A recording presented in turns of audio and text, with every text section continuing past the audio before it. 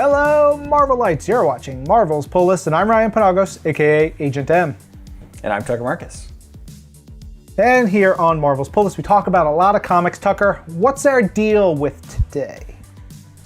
Today we're talking about digital comics, Ryan. We have 4 excellent books that span the mighty Marvel multiverse. We have some team stuff, we have huge action, we have some creepy stuff that we'll get into later. But Ryan, where are we starting? All right, let's start off with 2020 ForceWorks number 3.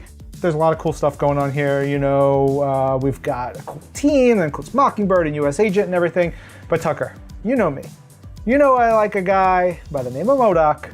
And oh boy, M.O.D.O.K with his super kissable lips is all up in this issue, and he gets a big ol' upgrade. That's my favorite thing here. What about you? What's your favorite thing in this issue?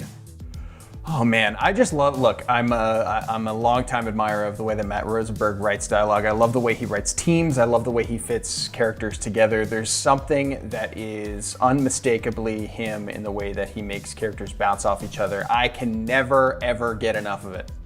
And hey, speaking of Matt Rosenberg, we have one of Matt's good buddies, Ed Brisson, who is writing Avengers of the Wastelands number 5. This is the finale of this limited series, and it has been a delight to read.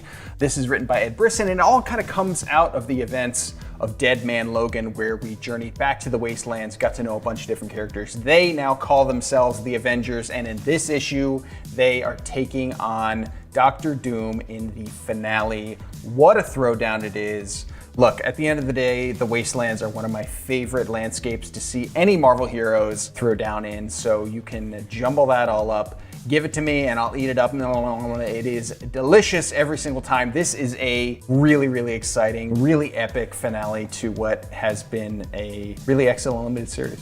Yeah, there's a really cool faux Fantastic Four moment in here that is just kind of upsetting. I love it. You know, I wish our digital comics had a smell capability, so you could smell what Doom smells like when inside the armor.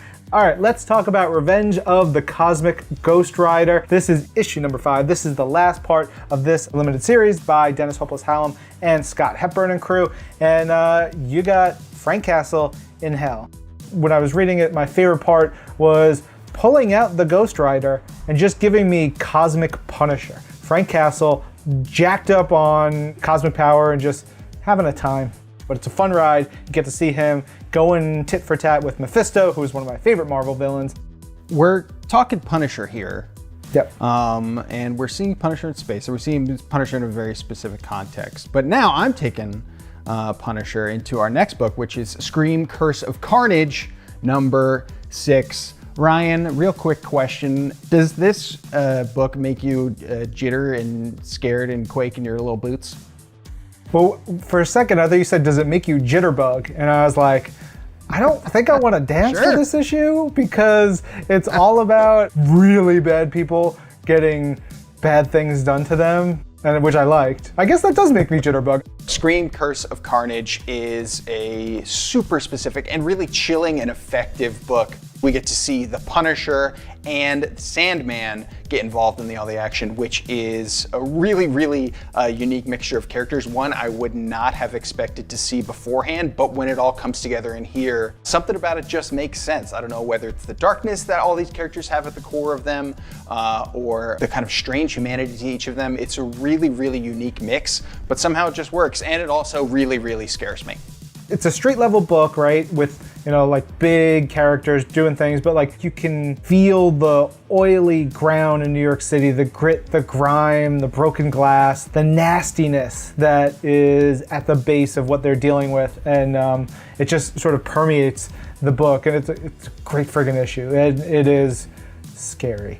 That's it for this week. Make sure you check out Marvel's Pull List, the podcast version, wherever you get your audio, and then get ready, because next week we have brand new comics hitting your local comic shop. Go to comicshoplocator.com to find a store near you. We'll be back with another video for you then. I'm Ryan. And I'm Tucker. And this is Marvel, your universe.